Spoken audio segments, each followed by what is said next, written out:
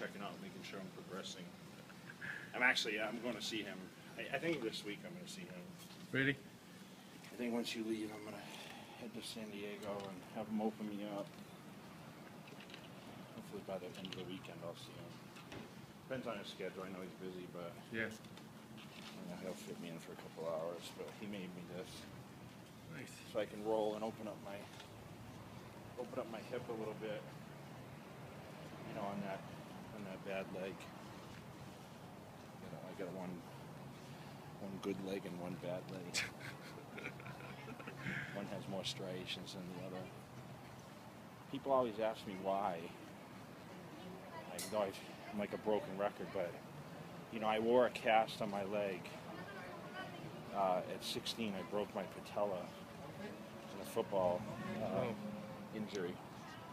So when they casted me, they cast it from my ankle to my upper thigh. Wow. And you know, back then that was 1990. Wow. So back then, you know, I'm sure they would do it much differently now. They probably would put me in a brace instead of a cast. When I got that cast off, my leg was so small. Really? It was crazy.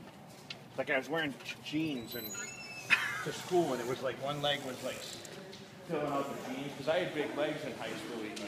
Yeah. And then go ahead.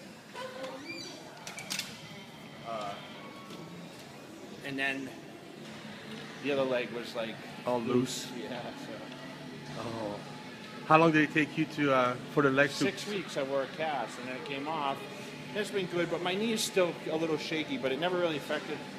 I mean, you always see it, obviously, since I started training. Yeah, so we're talking with the cast, and came in, and you know, I had to wear it for 6 weeks, and you know, my knee got set wrong.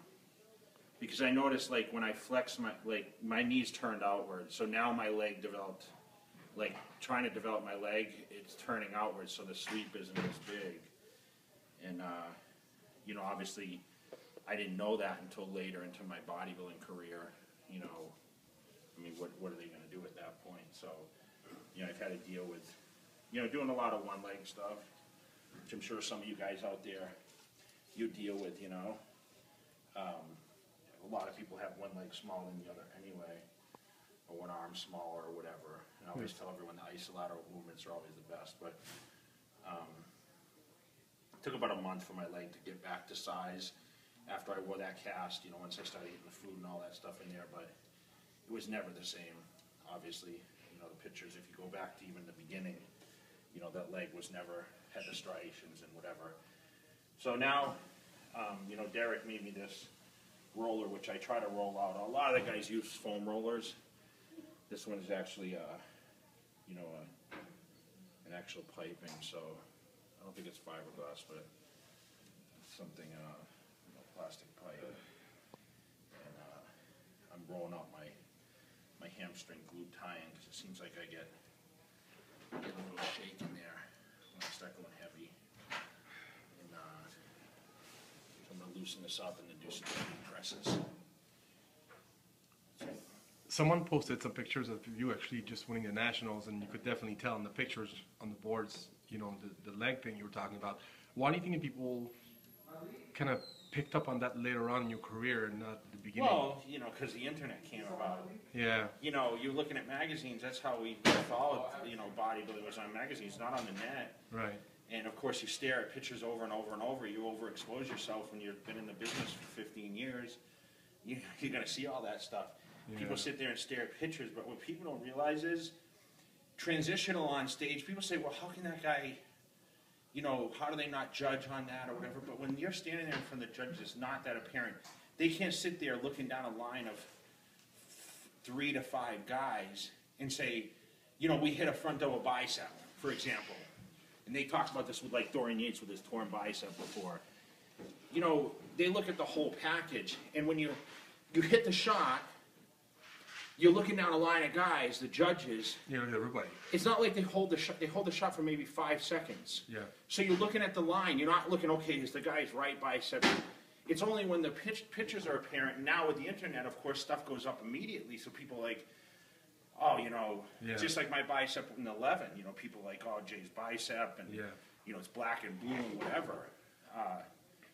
You know, people were talking about it because it hit the internet right away. That makes sense. So, you know, people have to take that into account. You know, it's easy for those internet judges, you know, the guys watching at home. That's why I always say, you know, people talk about, well, this guy, you know what, pay to go to a show and then make those judgments. How many times have you sat in the audience yourself? It's hard to take pictures even. I remember you coming back to the booth at the Arnold being like, oh my God, this guy looks unbelievable.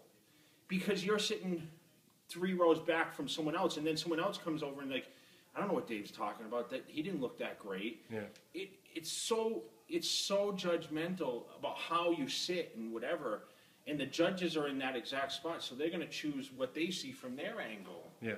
I mean, after 10 rows back, all the guys look amazing. Yeah.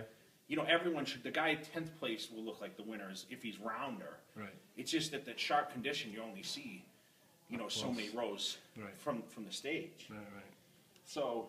And most people look at the Jumbotron anyway at shows. Yeah, of course. And to be honest, like we sit backstage and I look at the guys, I'm like, every guy looks crazy. Yeah. You know, you can never tell what a guy looks like. And I look backstage at some of the guys, I'm like, that guy's not even in shape. And then you get out there and everyone's like, oh, he's in like the top 3. I'm like, really? Yeah.